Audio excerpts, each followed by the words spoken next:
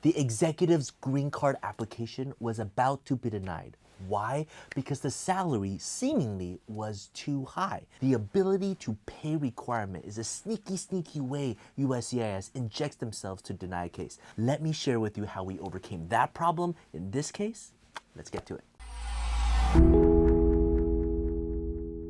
Hi everyone, my name is Joseph. I'm the managing partner here at Tsang and Associates, where we solve legal problems with creative solutions. So the legal problem in this case is that we're trying to get the executive green card for our client. We already got them the L-1A visa. The entire family has been here. We did the extension. We secured the L-1A visa. Now we're filing the EB-1C. This is when EB-1C didn't have a premium processing yet. So it took like almost a year to wait for the case to be adjudicated. And as the USCIS officer is reviewing this particular case, they issue the request for evidence. But this is not like any other request for evidence. They focus exclusively on the ability to pay issue.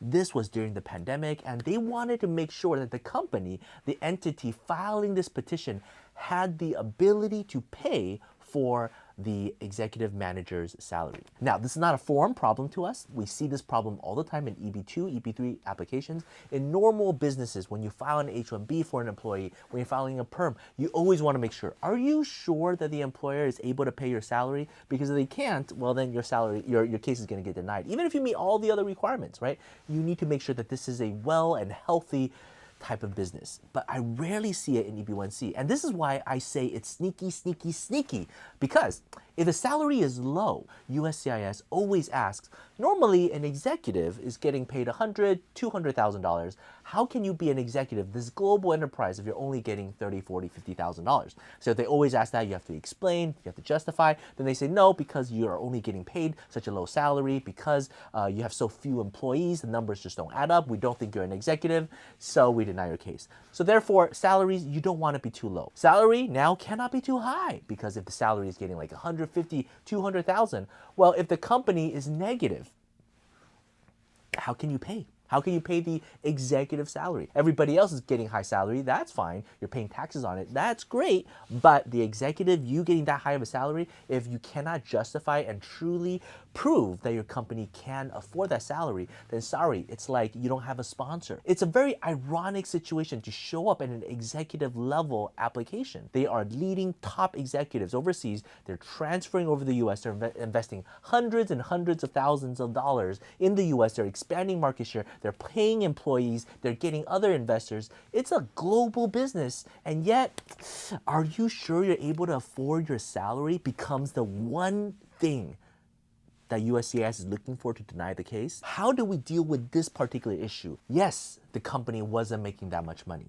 Yes, they don't have 100 employees, because that's a sidebar. If you have 100 employees, then you don't really have to prove. You just automatically fulfill the requirement. So the way to solve this problem is to take a page out of Wall Street. Every single IPO application in the past like 5 or 10 years, every single startup that's trying to go on Wall Street to sell shares, well, none of them have been very profitable, have they? Yet they continue to expand and they continue to grow. And so you take a look at their IPO paperwork, right, their S-Docs, and you look at how they argue and present their case. You take a page out of that and you combine it with your client's industry. Our client was in the auto business.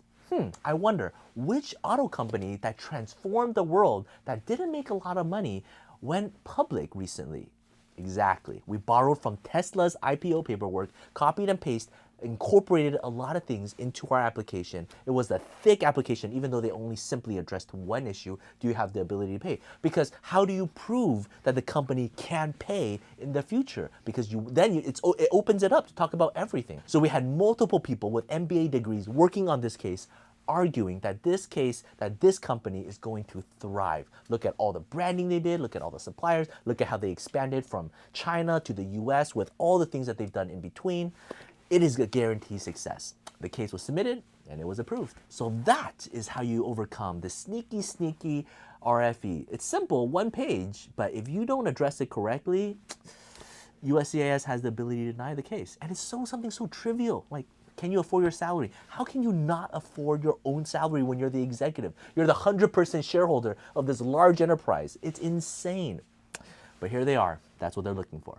If you have any questions, feel free to reach out. Talk to you later.